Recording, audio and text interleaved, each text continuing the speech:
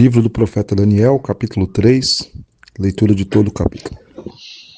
O rei Nabucodonosor fez uma imagem de ouro que tinha 60 côvados de altura e 6 de largura. Levantou-a no campo de Dura, na província da Babilônia. Então o rei Nabucodonosor mandou ajuntar os sátrapas, os prefeitos, os governadores, os juízes, os tesoureiros, os magistrados, os conselheiros e todos os oficiais das províncias, para que viessem à consagração da imagem que o rei Nabucodonosor tinha levantado. Então se ajuntaram os sátrapas, os prefeitos, os governadores, os juízes, os tesoureiros, os magistrados, os conselheiros e todos os oficiais das províncias para a consagração da imagem que o rei Nabucodonosor tinha levantado, e estavam em pé diante da imagem que Nabucodonosor tinha levantado. Nisto o arauto apregoava em alta voz: ordena-se a vós outros, ó povos, nações e homens de todas as línguas, no momento em que ouvides o som da trombeta, do pífaro, da harpa, da cítara, do saltério, da gaita de foles e de toda sorte de música, vos prostrareis e adorareis a imagem de ouro que o rei Nabucodonosor levantou. Qualquer que se não prostrar e não a adorar, será no mesmo instante lançado na fornalha de fogo ardente. Portanto, quando todos os povos ouviram o som da trombeta, do pífaro, da harpa, da cítara, do saltério e de toda sorte de música, se prostraram os povos, nações e homens de todas as línguas e adoraram a imagem de ouro que o rei Nabucodonosor tinha levantado. Ora, no mesmo instante, se chegaram alguns homens caldeus e acusaram os judeus. Disseram ao rei Nabucodonosor: ó rei, vive eternamente. Tu, ó rei, baixaste o decreto, pelo qual todo homem que ouvisse o som da trombeta, do pífaro, da harpa, da cítara, do saltério, da gaita de foles e de toda sorte de música, se prostraria e adoraria a imagem de ouro. E qualquer que não se prostrasse e não adorasse seria lançado na fornalha de fogo ardente. Há uns homens judeus que tu constituíste sobre os negócios da província da Babilônia, Sadraque, Mesaque e Abednego. Estes homens, ó rei, não fizeram caso de ti. A teus deuses não se servem, nem adoram a imagem de ouro que se levantaste. Então Nabucodonosor, irado e furioso, mandou chamar Sadraque, Mesaque e Abednego, e trouxeram a estes homens perante o rei. Falou Nabucodonosor e lhes disse: é verdade, ó Sadraque, Mesaque e Abednego, que vós não servis a meus deuses, nem adorais a imagem de ouro que levantei. Agora, pois, estáis dispostos, e quando ouvirdes o som da trombeta, do pífaro, da cítara, da harpa, do saltério, da gaita de foles, prostrai-vos e adorai a imagem que fiz. Porém, se não adorardes, sereis no mesmo instante lançados na fornalha de fogo ardente. E quem é o Deus que vos poderá livrar das minhas mãos? Responderam Sadraque, Mesaque e Abednego ao rei. Nabucodonosor, quanto a isto, não necessitamos de te responder. Se o nosso Deus, a quem servimos, quer livrar-nos, ele nos livrará da fornalha do fogo ardente e das tuas mãos, ó rei. Se não, fica, ó rei, sabendo que não serviremos a teus deuses, nem adoraremos a imagem de ouro que levantaste. Então Nabucodonosor se encheu de fúria e, transtornado o aspecto do seu rosto contra Sadraque, Mesaque e Abednego, ordenou que se acendesse a fornalha 7 vezes mais do que se costumava. Ordenou aos homens mais poderosos, mais fortes que estavam no seu exército, que atassem a Sadraque, Mesaque e Abednego e os lançassem na fornalha de fogo ardente. Então estes homens foram atados com os seus mantos, suas túnicas, seus chapéus e suas outras roupas, e foram lançados para a fornalha sobremaneira acesa. Porque a palavra do rei era urgente, e a fornalha estava sobremaneira acesa. As chamas do fogo mataram os homens que lançaram de cima para dentro a Sadraque, Mesaque e Abednego. Estes 3 homens, Sadraque, Mesaque e Abednego, caíram atados dentro da fornalha sobremaneira acesa. Então o rei Nabucodonosor se espantou e se levantou depressa e disse aos seus conselheiros: não lançamos nós 3 homens atados dentro do fogo? Responderam ao rei: é verdade, ó rei. Tornou ele e disse: eu, porém, vejo 4 homens soltos, que andam passeando dentro do fogo, sem nenhum dano, e o aspecto do quarto é semelhante a um filho dos deuses. Então chegou Nabucodonosor à porta da fornalha sobre maneira acesa, falou e disse: Sadraque, Mesaque e Abednego, servos do Deus Altíssimo, saí e vinde. Então Sadraque, Mesaque e Abednego saíram do meio do fogo.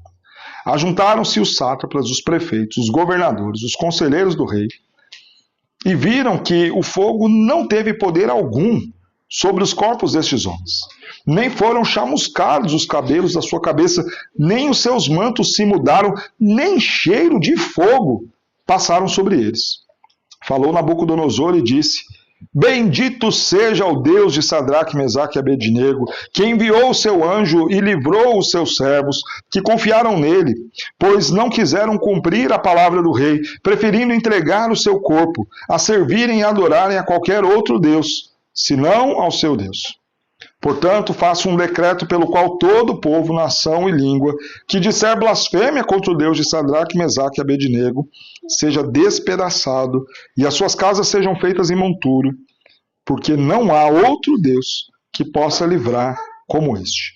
Então o rei fez prosperar a Sadraque, Mesaque e Abednego na província da Babilônia. Oremos mais uma vez. Senhor Deus, nós lemos a Tua palavra e pedimos que o Senhor fale agora o nosso coração. Nos abençoe e nos ajude a compreender tudo aquilo que aqui está escrito, para que sejamos encorajados a viver com fidelidade, honrando ao Senhor, mesmo em meio às lutas, às provações, à oposição, certos de que o Senhor está conosco, é o Deus sempre presente. Oramos pedindo isso em nome de Jesus. Amém. Irmãos, quando nós olhamos para esse texto, há uma história incrível que mostra o preço da fidelidade e os resultados da fidelidade. O texto nos mostra que Deus se faz presente com o povo fiel. E dentro da nossa série, o Deus sempre presente, nós veremos que Deus se faz presente com aqueles que estão sendo perseguidos. Não cabe ilustração melhor do que relembrar aquilo que nós acabamos de ler e contar a história do próprio texto. Nós estamos falando aqui de aproximadamente do ano 586 a.C. A Babilônia havia invadido Jerusalém, levado cativo o povo de Deus. São 3 incursões que a Babilônia vai fazer a Jerusalém, ano 606, ano 604 e ano 586. Ao certo, com precisão e detalhe, nós não sabemos quando esse episódio em si aconteceu. Fato é que ele se deu entre a primeira incursão, 606, quando esses meninos, os mais jovens, os filhos dos nobres, são levados. Depois, a segunda incursão, parte do exército, e depois, na terceira incursão, o resto de todo o povo vai para a Babilônia. Então, entre o ano 606 e o ano 586 é que se dá este relato que nós acabamos de ler. Nabucodonosor era um homem fortíssimo, grandioso, poderoso. Ele havia conquistado diversas nações, entre elas a nação de Israel. Com Israel, em especial, há uma questão que fala desse poder desse homem. Porque não era apenas o poder de um homem que estava a conquistar. De alguma forma, ele estava sendo usado por Deus como meio para o exercício da justiça de Deus contra um povo. Ou seja, ele cumpria a vontade de Deus, ainda que não temesse a Deus, ainda que não confiasse em Deus, ainda que não cresce em Deus, mas estava amando de Deus, a serviço de Deus e, obviamente, debaixo da autoridade que o próprio Deus havia lhe concedido para subjugar as nações. E se você observou o nosso texto, esse texto parece um tanto repetitivo em algumas informações. O texto repete o grupo dos que estavam ali reunidos, Eram sátrapas, prefeitos, as autoridades. O texto repete certinho toda a forma como o decreto foi anunciado. Então, quando tocar o som da cítara, da trombeta, do pífaro, da harpa e de toda a música, e aquilo é repetido 3 vezes durante o texto. O texto repete inúmeras vezes uma expressão, a estátua que Nabucodonosor havia mandado construir. O texto repete inúmeras vezes o nome dos jovens, Sadraque, Mesaque e Abednego. E por que tantas repetições? Porque essa história parece tão incrível e tão extraordinária que se faz necessário repetir e colocar isso diversas vezes para que nós tenhamos plena certeza e convicção. Aqui então a gente já pode considerar uma boa aplicação para nós que estamos falando de um Deus sempre presente. Olha, o que você vai ouvir, tenha certeza, é real, aconteceu e é verdade. Deus se faz presente cuidando dos seus. Para aquele coração que às vezes é tomado de dúvidas, para o meu e o seu coração que por vezes pensamos, será que vale realmente a pena obedecer e fazer o que é certo? E correr o risco de ser perseguido, afrontado, injustiçado? Será que vale a pena mesmo? Será que, no fim, Deus vai me conceder livramento? Esse texto vem e repete as informações, e repete com detalhe, e narra todo o cenário, para que ao final da leitura a gente tenha uma certeza. Aconteceu, Deus deu livramento, Deus se fez presente, Deus cuidou dos seus. E nós veremos então essa narrativa através de cada uma dos fatos que aqui foram apresentados. E eu começo primeiramente destacando que a fidelidade provoca oposição. Quando a gente olha para esses homens, esses 3 jovens, não pensemos que eram homens maduros. Estima-se que a idade aproximada deles está ali entre 15 e 20 anos. São meninos ainda. E essa é uma idade que talvez nós tenhamos mais receio de levantar a bandeira da nossa fé e falar, eu sou cristão, eu temo a Deus e eu sirvo a Ele. E quando eu falo isso, eu não quero julgar nenhum dos nossos adolescentes, sejam os que aqui estão ou os que nos ouvem, mas quero pensar no que foi a minha própria adolescência. Como esse período de vida de 15 até os 20 anos foi trágico no que diz respeito à minha vida cristã fora da igreja. Porque dentro da igreja, glória, glória, aleluia. Mas fora da igreja, uma vida marcada por muitos pecados. Por falta de coragem de afirmar a minha fé no mundo caído. Quando nós olhamos para a vida de Daniel e de seus amigos, eles estavam ali num contexto difícil para eles. E difícil de se manter fiel. Pense comigo. São jovens, longe de casa, longe de toda uma estrutura que os vigiava até então. Em Jerusalém, eles tinham os pais, ele tinha a figura de todo o resto da família, porque você sabe, o povo judeu vive junto. Então nós não estamos falando apenas de um pai e de uma mãe que moram ali isolados num bairro. É o pai e a mãe, mas do lado tem o tio, a tia, na frente tem o primo e a prima, mais acolá tem o vô e a avó, e todo mundo olha, e todo mundo supervisiona, e todo mundo vigia, e todo mundo dá conta que se alguém fizer alguma coisa errada. Mas agora eles estão na Babilônia. O pai não está, a mãe não está, os irmãos mais velhos não estão. O tio, a tia, o avô e a avó, ninguém. Eles estão ali sem a vigilância de qualquer pessoa que fosse. Não bastasse a ausência dos familiares, também a ausência dos líderes religiosos. Não tem a figura de nenhum sacerdote ali. Não tem a figura de nenhum levita olhando, observando, nenhum líder de jovens estava ali para falar, olha, isso aqui está errado, não faça. Eles estavam, então, sem supervisão. E esse primeiro momento de incursão da Babilônia não foi um momento para pegar esses meninos e levá-los com uma bola de ferro amarrada na perna, com chicote estralando nas costas deles. A Babilônia foi muito esperta. Nabucodonosor organizou de pegar ali os jovens que eram treinados dentro da corte real, dentro da nobreza em Jerusalém, os mais estudados, os mais bem capacitados para transmitir a cultura do povo hebreu para os interesses da Babilônia. Então nós estamos falando de jovens que eram bem tratados. Quando você lê o capítulo 1 de Daniel, havia banquete do rei para esses jovens. Agora imagine, como era ser Sadraque, Mesaque e Abednego naquele contexto? Juventude solta, diante de um banquete do rei, longe do pai e da mãe, podendo fazer o que quisesse, sob a pressão de ter ali amigos, ou pelo menos outros que estão fazendo a mesma coisa, que estão escolhendo viver e desfrutar de tudo aquilo que o rei estava dando ali, e ainda assim eles escolheram ser fiéis. Eu fico a imaginar aqui aquele menino que cresceu dentro da igreja e agora vai para uma faculdade, e lá ele está longe do pai, longe da mãe, perto de pessoas que vão fazer tudo o que for de errado, e ainda sendo convidado para as muitas festas da faculdade às sextas-feiras à noite. Esse era o cenário em que esses meninos se encontravam. E eles escolheram ser fiéis. O texto fala então que Nabucodonosor fez para si uma imagem de ouro que tinha 60 côvados de altura e 6 de largura.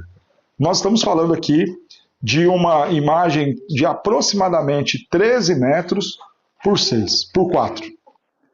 13 metros de altura por 4 aproximadamente. Era uma grande imagem, era uma grande estátua,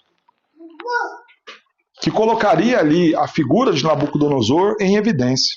E ele levantou-a num campo, na província da Babilônia, uma área descampada justamente para que todo mundo pudesse ver e observar e se render ali, se curvar diante daquela estátua.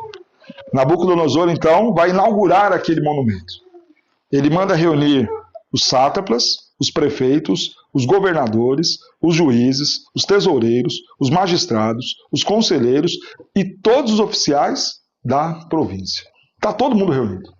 Tudo quanto quer autoridade reunida. Então se levanta ali um arauto. O arauto era aquela figura que lia de forma muito clara todos os decretos reais, todos os avisos próprios do rei. É o arauto que traz essas informações.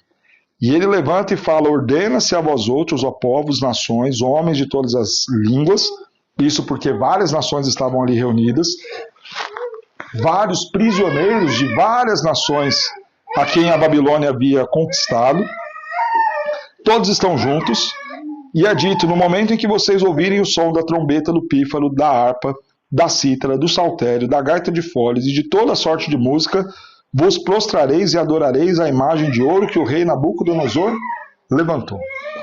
Tudo feito ali, uma comitiva de todas as autoridades de Nabucodonosor, todos aqueles muitos jovens reunidos, e uma ordem aparentemente muito simples.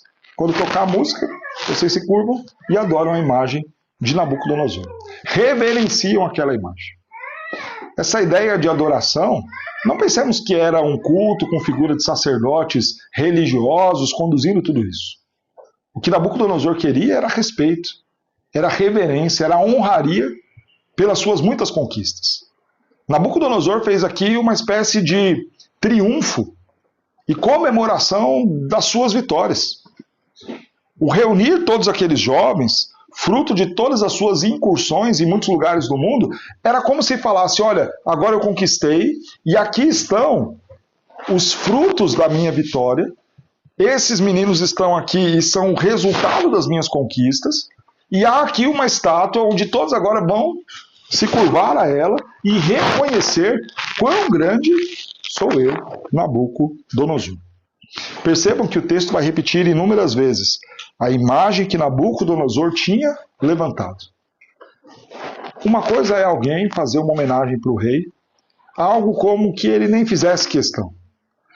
Para que você entenda isso, já viu aquelas estátuas de personalidades que fazem, e às vezes quando vão tirar ali o pano que cobre a personalidade, a estátua é tão feia que o homenageado chega a fazer uma cara meio que: poxa, preferia estar em outro lugar, era melhor que não tivessem feito a estátua. Ou a pessoa fica tão constrangida, pensando: não precisava de tudo isso, né?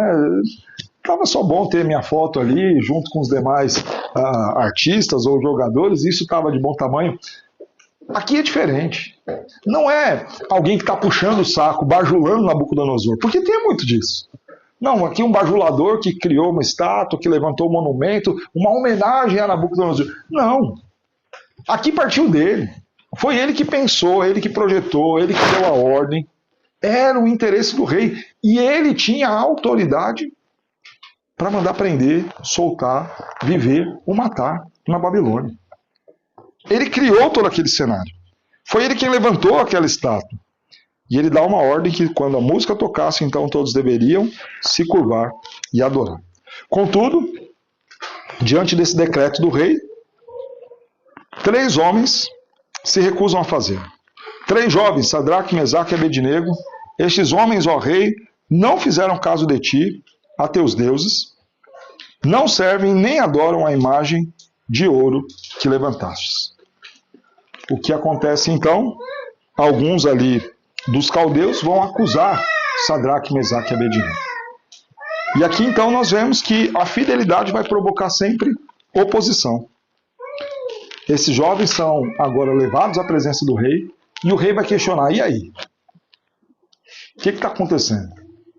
Irmãos, eu fico imaginando a cena de uma multidão reunida ali, diante dessa imagem do rei, e toca uma orquestra inteira, e junto com o barulho da orquestra, o barulho também de todo mundo se curvando, joelhos batendo no chão, e de repente, quando você olha para o lado, em pé, apenas e tão somente aqueles 3 jovens, fazendo diferente do que todos os outros fizeram. Será que eu e você teríamos essa coragem? Será que nós teríamos a coragem de manter a nossa fidelidade a Deus, mesmo quando ninguém daqueles com quem nós nos importamos estejam ali a observar a nossa atitude, mesmo que não tenhamos ninguém para nos julgar e apontar o nosso erro, será que nós teríamos a coragem de nos manter fiéis ao Senhor?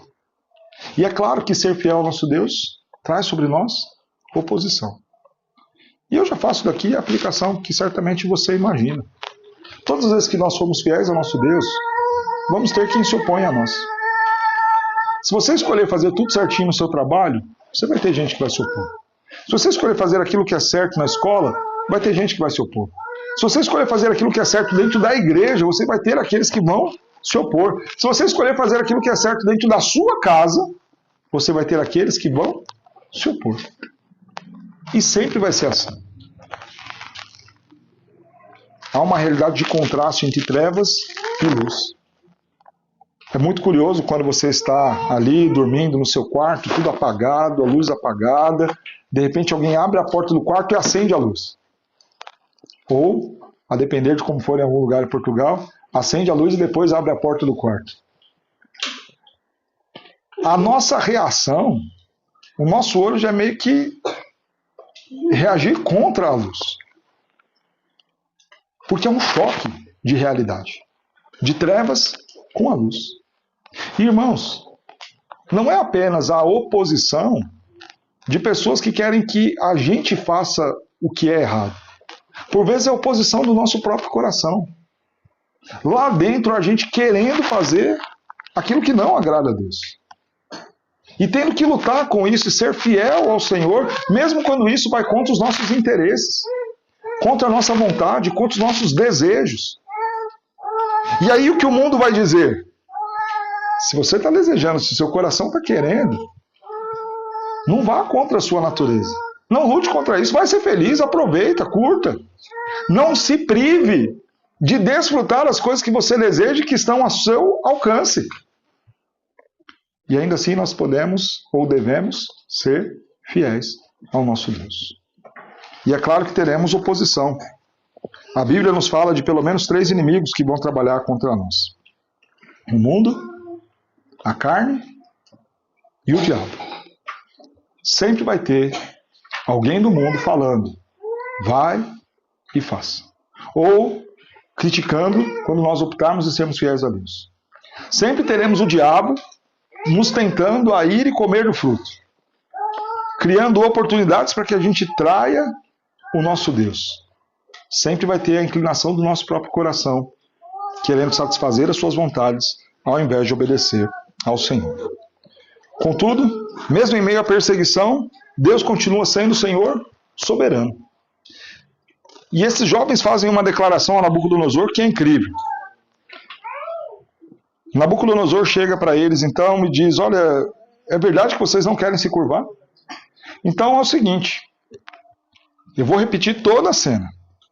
Vai tocar a trombeta, a harpa, a citra, a gaita de fole, e vocês vão se curvar. Vocês estão dispostos a isso? É o que diz o verso de número 15. E aí Nabucodonosor faz um desafio, né? Se vocês não se curvarem, eu vou jogar vocês na fornalha. E eu quero ver quem é que vai livrar vocês das minhas mãos. E a resposta desses jovens é maravilhosa. Responderam Sadraque, Mesaque e Abednego: ó Nabucodonosor, quanto a isto não necessitamos te responder. Se o nosso Deus a quem servimos quiser livrar-nos, ele nos livrará da fornalha de fogo ardente e das tuas mãos, ó rei. Quem é o Senhor soberano de todas as coisas? Não é Nabucodonosor, é o nosso Deus. Lembra quando há pouco, lendo Provérbios, nós falávamos sobre temer a Deus ou temer a homens? Eu não sei você, mas eu certamente teria temido muito essa fala de Nabucodonosor. Alguém que já tinha invadido muitas outras nações. Alguém que havia destruído todos aqueles que eu tinha como referencial de proteção. Todos eles caíram diante de Nabucodonosor. E agora Nabucodonosor olha para o olho deles. Não mandou um recado, não mandou uma mensagem, traz eles, coloca eles diante dele e fala o seguinte: se vocês não se curvarem, eu quero ver quem vai livrar vocês da minha mão. E a resposta deles é maravilhosa. Se o Senhor quiser, ele nos livra.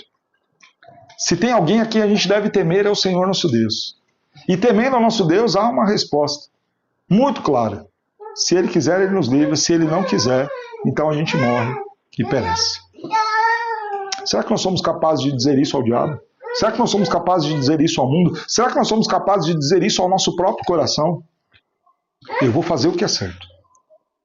Eu vou fazer aquilo que agrada a Deus. Eu vou fazer aquilo que está preceituado na Escritura. Ainda que isso custe a mim alguma coisa.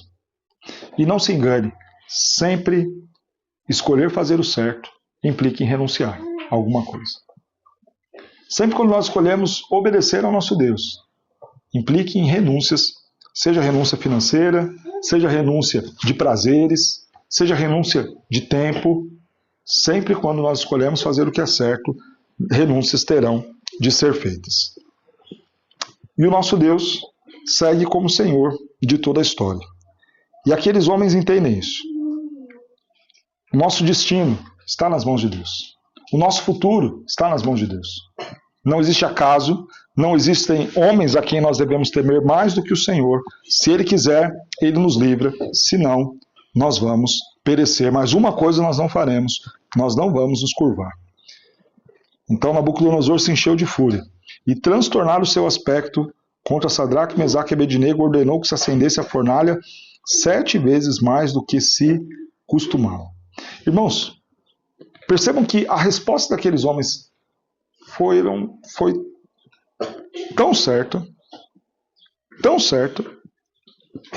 que não houve nem sequer a necessidade de se tocar tudo de novo, para que, a partir da resposta deles, Nabucodonosor entendeu, eles não vão fazer.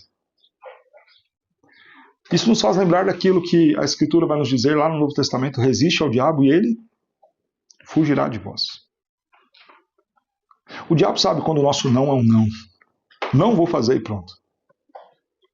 Mas quando ele vê que o nosso não é um não, se insistir mais um pouquinho eu vou, ele vai até que a gente caia.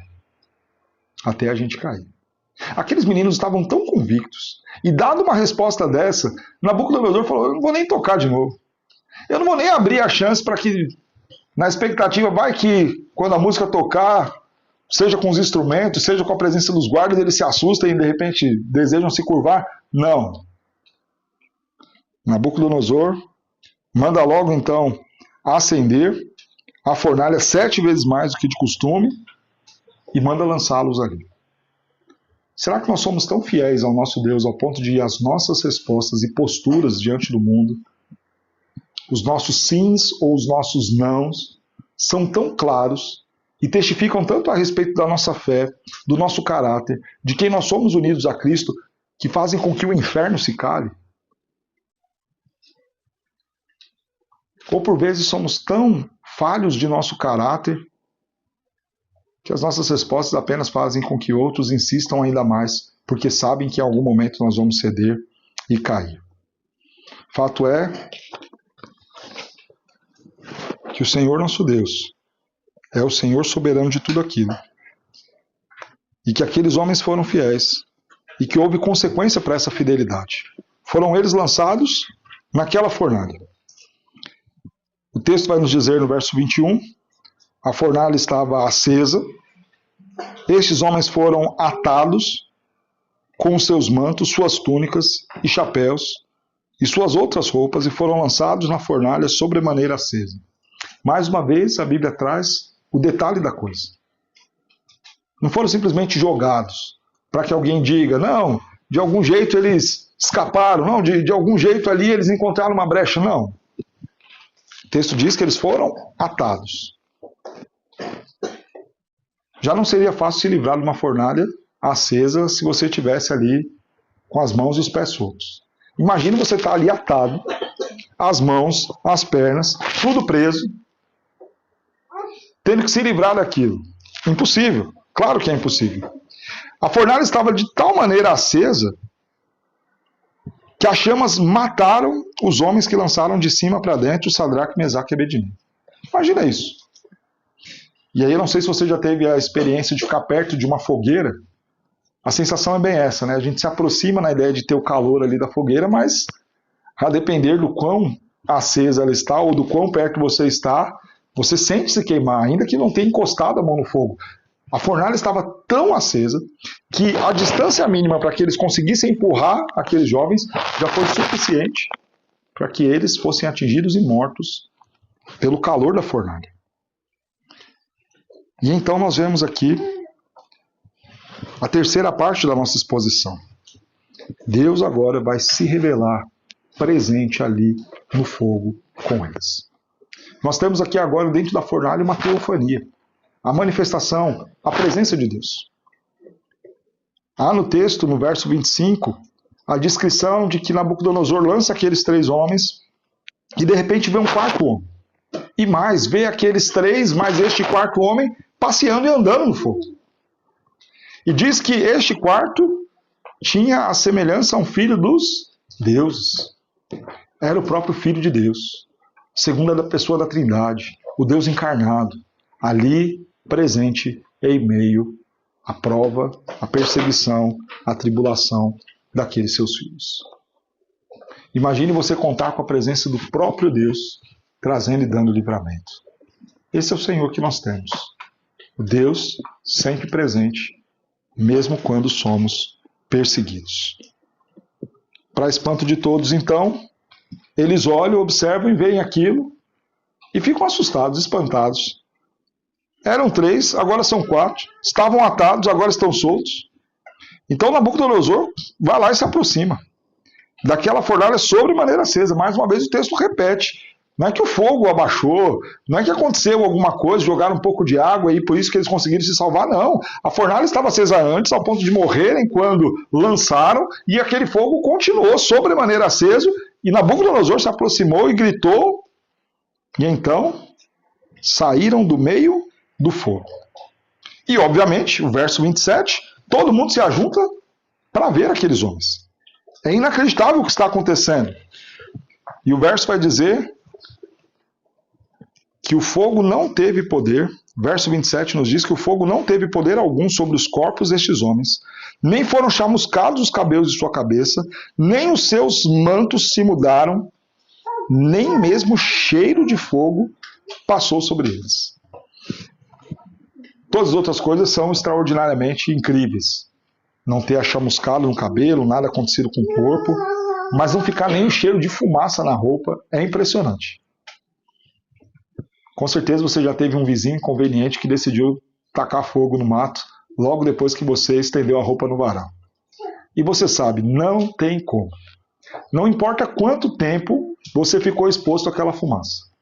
Pode ter sido uma fração de segundos. Sabe quando você está dirigindo, aquela roupa cheirosinha, indo para a igreja, vidro do carro aberto, daqui a pouco uma chama ali no meio da beira da estrada, você passa com o carro, se a janela estiver aberta, aquela fumaça entrar, ainda que tenha sido rapidinho, aquela aquele cheiro fica na roupa. Tinha muita lenha naquela fornalha. A fornalha estava sobremaneira acesa. E nem mesmo sequer o cheiro daquela fumaça, daquele fogo, ficou sobre a roupa deles. E então chegamos à parte final da nossa exposição. A perseguição glorifica o nome de Deus. E como toda essa história termina, é maravilhosa. Falou Nabucodonosor e disse: bendito seja o Deus de Sadraque, Mesaque e Abednego, que enviou o seu anjo e livrou os seus servos, que confiaram nele, pois não quiseram cumprir a palavra do rei, preferindo entregar o seu corpo a servir e adorar a qualquer outro Deus. Como resultado, o rei faz um novo decreto, que agora não era adorar a Nabucodonosor, mas era adorar e, de forma alguma, blasfemar contra o Deus de Sadraque, Mesaque e Abednego. A atitude de fidelidade daqueles homens gerou a glória do nosso Deus. E todas as vezes que, em meio à perseguição, nós formos fiéis ao Senhor, o nome do Senhor será glorificado. Aqui então, irmãos, nós conseguimos entender aquilo que a oração que Jesus nos ensinou fala. Santificado seja o teu nome, assim na terra como no céu. Todas as vezes que nós desejamos e decidimos obedecer ao Senhor e honrar o Senhor e ser fiel ao Senhor, o nome do Senhor é engrandecido através da nossa vida, através do nosso caráter, através do nosso testemunho. Toda vez que a gente diz não ao mundo, toda vez que a gente diz não à inclinação do nosso coração, toda vez que a gente diz não ao diabo, Deus é glorificado. A gente vê isso no caso de Jó. Porque o diabo vai lá tentar a Jó e antes passa para falar com Deus e fala: olha, Jó está aí todo bonito, cantando, adorando, fazendo tudo que é certo, porque ele tem tudo. Deixa eu tirar tudo dele, para ver se ele não vai blasfemar. E quando Jó permanece fiel, o nome de Deus foi glorificado através da vida dele. E Deus, obviamente, honra e é fiel também para com a vida de Jó. Irmãos, essa é uma história muito conhecida. E o que nós tiramos de aplicações para a nossa vida? Diante da realidade de que o nosso Deus se faz presente com aqueles que são perseguidos, a primeira aplicação: seja fiel. Seja fiel, Senhor. Vale a pena nós temermos a Deus ao invés de temer aos homens. Eu não sei qual é a situação de prova ou de tentação a qual você está sendo exposto, mas há um desafio. Com certeza você conhece os preceitos de Deus. Com certeza Deus está falando com você e te instruindo o caminho que você deve seguir. Não se engane, a gente não peca sem querer. Não existe isso. Todas as vezes que a gente peca porque a gente quis pecar. Porque o nosso coração desejou pecar. E o nosso pecado é uma ofensa ao nosso Deus. O desafio para nós sermos fiéis. Seguir a Cristo pode custar amizade, reputação, conforto ou oportunidades. Ainda assim, a fidelidade vale mais do que a aprovação humana. A fidelidade vale mais do que a aceitação em algum grupo. A fidelidade vale mais do que as riquezas deste mundo. A fidelidade vale mais do que a satisfação que o nosso coração pode ter em algum prazer indevido que o mundo nos ofereça. Segunda aplicação importante: mantenha calma. O agravamento das circunstâncias não significa o abandono divino. Deus continua soberano mesmo quando a prova se intensifica. Mesmo quando a gente olha e fala: agora Nabucodonosor disse. Agora Nabucodonosor falou: quem é que vai livrar vocês da minha mão? Nós precisamos crer que Deus continua agindo soberanamente na história. E se Ele quiser nos livrar, Ele nos livra.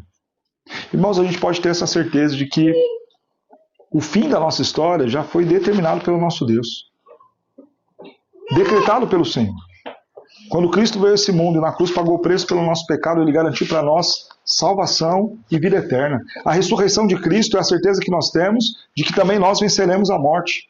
A certeza que nós temos de que haverá glória para nós no futuro. Então, ainda que situações tragam para nós a ameaça de perdermos a glória do tempo presente, podemos descansar na glória do tempo futuro, através daquilo que Cristo conquistou por nós. O que fazer diante disso? Mantenha calma. Descansa no Senhor, Ele está no controle soberano de todas as coisas. Terceira aplicação importante, receba o consolo do nosso Deus. Em meio à prova, em meio à luta, Deus estará conosco. Não necessariamente Ele vai nos livrar da fornalha. Não necessariamente Ele vai nos livrar de sermos ofendidos, perseguidos, atribulados, de sermos tentados, mas com certeza Ele estará conosco. Ainda que eu ande pelo vale da sombra da morte, eu não temerei mal nenhum, porque o Senhor, meu Deus, está comigo. Ele é o Deus sempre presente. Eu posso descansar na certeza de que ainda que eu passe por provações, por lutas, por dificuldades, o Senhor estará comigo. Então, diante disso, encontre conforto e consolo. Passando pela dificuldade, pelo deserto ou pelo fogo, o nosso Deus nos acompanha, o nosso Deus está com você. E por fim, tenha esperança. A firmeza perseverante de um crente pode ser usada por Deus para converter pessoas, confrontar consciências, fortalecer outros irmãos e glorificar o nome de Cristo Jesus. Talvez você esteja sendo provado, talvez você esteja sendo perseguido, para que através da sua vida, da sua luta e da sua provação, o nome de Deus seja glorificado. E para que através disso, outros conheçam a Cristo. Para que através disso, outros olhem e digam: Deus foi bom com você. A bondade e a misericórdia do Senhor te acompanhou. Para que isso seja testemunho, para que outros creiam. O salmista vai nos dizer: abençoe-nos Deus, e todos os confins da terra o temerão. Creia nessa provisão de Deus, do socorro, do cuidado. Creia que Ele nos acompanha e nos guarda. E que esse agir de Deus pode garantir a nós a salvação, o livramento. E pode garantir a outros a chance de conhecer este amor do nosso Deus e este socorro bem presente, que é o Senhor, nosso Deus. Eu quero dizer que há um problema maior que todos nós passamos. Maior do que uma luta no trabalho, maior do que algum problema dentro de casa, é o problema que nós tínhamos do pecado. E na luta contra o pecado, Deus se fez presente. Deus nos ajudou. Deus nos fez mais que vencedores. Quando nós cremos em Cristo Jesus e nos rendemos a Ele, podemos descansar, cientes de que Ele se faz presente conosco. E unidos a Cristo Jesus, podemos vencer as provações, as tribulações e a oposição. Que a nossa vida esteja diante dEle. Que o louvor, honra e glória sejam dados ao nosso Deus. Que nós vivamos para o louvor dEle, em fidelidade a Ele, e que através desta fidelidade muitos outros conheçam e temam ao nosso Senhor Jesus Cristo.